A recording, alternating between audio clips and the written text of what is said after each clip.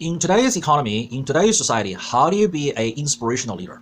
How do you create true loyalty from the employees toward you, yourself, not the corporation, because that's all gone, which we talked about in the previous video.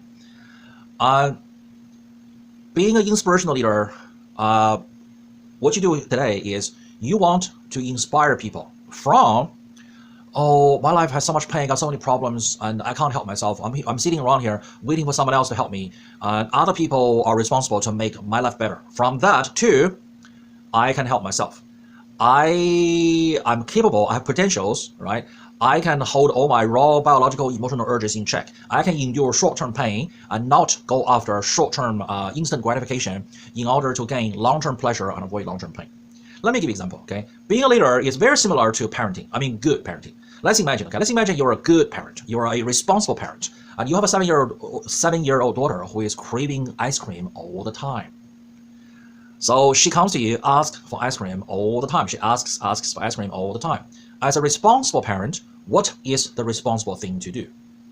Well, let's say, what is the easiest thing for you to do if you're not a responsible parent? Well, the easiest thing for you to do to get her off your back is to give her ice cream every time she asks for it. That's a short-term pleasure, a short-term solution for you to stop her from bugging you. But as a responsible parent, is that the responsible thing to do? Is that the right thing for you to do? What happens if every time she asks for ice cream, you just give it to her? You are encouraging her. She's going to ask for ice cream, and she's going to ask for maybe never do her homework. Maybe she's going to ask that you do her homework for her, and a limited TV time. What happens if that's your parenting style, and next thing you know, she's 18, and next thing you know, she's 21? Is she going to become a self-disciplined, all right, self-sufficient individual who is a contributor to society, who is mature, who has her own emotional, raw biological urges under her own management, under her own faculty, who is in charge of her own faculties? Or is she going to be out of control? I think she's going to be out of control. She's going to be a slave to all her raw emotional raw urges. And then she's going to hate you. She's going to hate you because you spoiled her. Here's the thing. Children who are spoiled by their parents, when they grow up, they all hate their parents. That's just a sad fact, all right? Now, I don't sugarcoat. I tell you as is. You know what they say about the truth? The truth will set you free. But the truth, before the truth sets you free, it will hurt your feelings first. It's when you learn some truth, when it hurts your feelings, it's no different from you going to the gym, hiring a personal trainer, all right, to help you to stretch and then lift heavy stuff and build muscle. It's the same. You're gonna feel the burn. When you feel the burn, it's the same as when your mind is being stretched. See, I'm here to expand your thinking. I'm here to help you to expand your mind. I'm here to stretch your mind. While your mind is being stretched, you're gonna feel the hurt. You're gonna feel the burn. Just like you go to a gym, you stretch and you lift heavy stuff. It's the same thing. But the good news is, once the mind is expanded, it will never contract back to its original small size ever again. It will stay expanded. And your job is to expand it again and again and again. So back to being an inspirational leader. I'm sure you've heard, give a man a fish, he eats for a day. Teach a man how to fish, he eats for life. I'm sure you've heard of that, right? Have you heard the expanded version? Well, I'm pretty sure you have not. Why? Because I created the expanded version. It goes like this. So you're a fisherman, you live near the river, right? One day you came upon a very young orphan boy who is starving. And out of your good heart, you gave the young orphan boy a fish. And then you realize the young orphan boy, he doesn't know how to clean the fish. He doesn't know how to cook the fish. So out of your good heart, you go, you know what? Let me clean it for you. Let me cook it for you. All right. So you clean it, you cook it, you give it to the young orphan boy only to realize he doesn't know how to eat fish. The bones is jabbing his inside his mouth. So you go, okay, out of my good heart, you pick the meat off the bones and you give it to the boy. And then you realize he has bad teeth. He has trouble chewing the meat. So you go, okay, I'm gonna help you. I'm gonna mash the meat into like mashed potatoes, mashed fish meat. You give it to the young boy. And then you realize he's using his hand. He doesn't even know how to use a spoon. You go, okay. I'm going to grab a spoon. I'm going to spoon feed you mashed fish meat. So the young boy is eating you, spoon feeding him. And then you did a good thing. And then the next day, the boy realized, you know what? I can grab the spoon myself. Thank you very much for helping me. But grabbing the spoon myself is the least I can do to help myself. You appear to be busy. You go out there fishing. So the least I can do is grab the spoon. Next day, the boy realized, you know what? Instead of you mashing the fish for me, I'll just mash it myself. I'll just mash it into little mince meat because you're busy. I can see you overcoming difficulties, overcoming trouble all the time. I feel burden troubling you. I think I feel pretty good now. I can use the spoon. Now I'm going to learn how to mash the fish. Next day, the boy thinks, you know what? Instead of mashing it, I'll just learn how to chew it because my teeth is now recovering. It's getting better. So I'm gonna eat the fish meat by myself. Next day, he's gonna I'm gonna learn how to use my own bare hands to get the meat off the bones. And the next day he says, you know what? You're busy. You know what? When you go fishing, why don't I just cook the fish? I'll learn how to clean the fish and cook the fish. You go fishing, when you bring the fish back, I'm gonna cook for the both of us. So you don't have to cook anymore. And then another day goes by and the boy says, you know what? When you go fishing, can I come with you too? I want to watch how you fish. I want to learn how to fish. So pretty soon the boy sits next to you and he learns how to fish, right? Using a rod. And then I'm thinking, why do we use a rod? Catch one fish and then one time. He started using a net. Whew, catches a lot more fish. And then years go on, the old fisherman, fisherman, he passes away. The young boy is taking over the little fishing boat. And then he says to himself, why do I have to go out into the river to catch fish with my net? Because fish is seasonal. Some season they come, some season they don't come. I have nothing to eat for a whole season. I have to find other means. Well, why don't I have a fish farm? Why don't I just build a pond, right, with a gate where the water comes, control the water comes in, water comes out, goes out and all that. So I'm going to have a pond full of my own fish. So I have a steady supply of fish. And then the boy thinks, you know what? He's now a young man. He goes, if I can have a farm, if I can be a fish farmer, can I just be a chicken farmer? Can I just be a cow farmer? Can I have some chicken, some duck, maybe some turkey? Maybe I'll have some cows, right? And then the boy noticed other people having trouble eating. So he thought, you know what?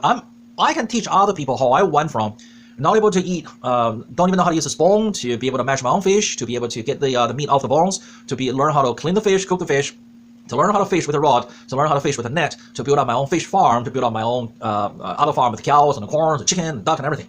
And I'm going to teach other people how they can do it. I'm going to help other people to realize, yes, they can. They can help themselves. They need to help themselves. The only way to eat is by helping yourself. I'm going to go out there. I'm going to teach other people how to fish, how to feed themselves. I'm going to teach other people to realize. I'm going to inspire other people to realize that they can help themselves. See, that's your job as an inspirational leader. You want to inspire your employees from thinking and feeling and believing, I'm not capable, I don't have this, I don't have that. The society, the rest of humanity, my boss, my employer, they're not giving me this, they're not giving me that, and I don't get this for free, I don't get that for free. See, I'm the biggest victim, right? You want to inspire them from that thinking, that negative, never-ending cycle of vicious, negative cycle, self-defeatist thinking. You want to inspire them out of that into thinking and believing and feeling, yes, I can.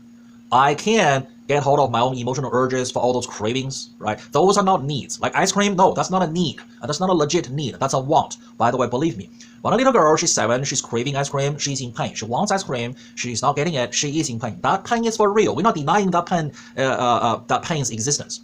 And then when her parent refused to give ice cream to her, she's in pain, she's in anger, she's in frustration.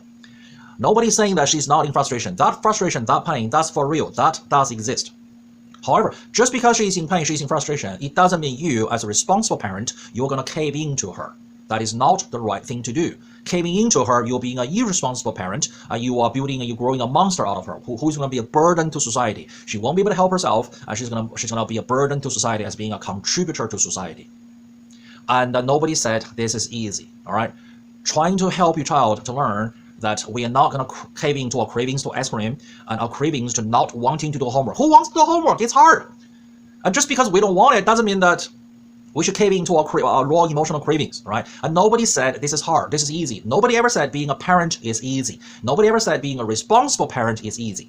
And nobody ever said being an effective, inspirational business leader is easy. This is not easy. There's going to be a lot of discomfort involved. However, every time you bust one of your fears, you do something you've not done before, and you succeed, you become more successful. It gets easier for you. It's not meant to be easy, but it gets easier for you. Well, it gets easier, you're going to be out there seeking bigger adventures, more challenges, right? That's the point. That's the name of the game. You bust your fears, you become more capable, you go out there, you seek bigger adventures, more challenges. That's the name of the game. This is called never-ending personal upward spiral, personal evolution. You're forever challenging yourself. Of all the games you can play in life, this is the most fun you can have. The more you play, it's addictive. The more you play, the more reward you get, and it's a self-feeding loop. You're going to love this game. You're going to love this game. And nobody ever said this is meant to be easy. Taking the easy route, right? Allowing your employees to run circles around you. I need this, I need that, I need this, I need that. You're a bad employer. You're a bad manager. You're not giving me this. You're not giving me that. No. Put your foot down. Hold your ground. Don't be an enabler. What if they ask for tequila all the time? You're going to give it to them on the job? No. Do the right thing. Do what you know is right. Don't let them bamboozle you. right? Don't let them tell you things that's total rubbish. Things like whatever. Okay, you're smart enough to know. Okay, the Earth is not flat.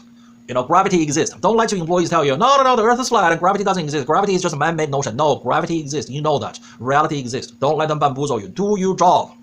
Do your job as the leader, as the pillar of society. Don't enable their bad behaviors. Don't encourage their bad behaviors. If they come to us for whatever, we need this, no, it's not a need, it's a want. And the thing is, if you cave into one of their wants, you just open up the floodgate. It's going to be a slippery slope. It's going to be a tornado. There's one thing, though, I want one thing. Tomorrow is going to be two things. Next week is going to be four things. Next week is going to be 8 things. And 16, 32, 64, 128, 256. All right, it's never ending. You're shooting yourself in the foot. So do your job as the inspirational leader, helping people to overcome their raw emotional cravings, helping people to develop self-control, managing themselves, maturity, helping them to become a contributing member to society, as opposed to a parasite, as opposed to just ask, give me, and just take. Okay, help them to switch their mind from I'm not responsible and other people are responsible for me, and all I can think about is my craving for pleasure. If you don't get it, I'm going to be angry with society. I'm going to be angry with my boss. No, help them to. It's going to take time. It's going to take effort, but help them to get out of that. Inspire them to get out of that unhelpful thinking, and inspire them to adopt the opposite of way of thinking, which is, I can manage myself, right? I can help others. I plan my things out. Let's just take, for example, okay, we'll eat, right? We'll eat 3 meals a day. Okay, you eat 3 meals a day. When you get hungry, what do? Do you just walk into a restaurant and walk up to some table while other people are having a dinner? You just grab food off their plate and stick in your mouth? No, you don't do that, right? The worst you would do is you will walk into a fast food restaurant and then pay to buy some fast food. You don't just walk up to other people's table and then put food in your mouth. You manage your craving. You manage yourself, right? You plan things ahead of time. At least you plan to walk into a fast food place and buy some fast food. Or better still, you plan your grocery shopping once a week. You buy healthy food. You go home, you prepare it. That's what I'm talking about here, all right? Don't cave in. Don't take the easy way out. Do your job as the pillar of society and inspire them to become contributing members, all right? If you need coaching in this area, I can help you. Just send an email. And don't forget to subscribe and hit the like button and then ring that notification bell, so every time I release a brand new coaching video, you will be notified so you can start learning right away. There's so much to learn in this area, and the more you learn, the more capable you become, and your life will just get better. You'll have more responsibilities, you'll earn more income, and you will enjoy this, all right? So until next time, keep on learning. Coach Michael Lin signing out.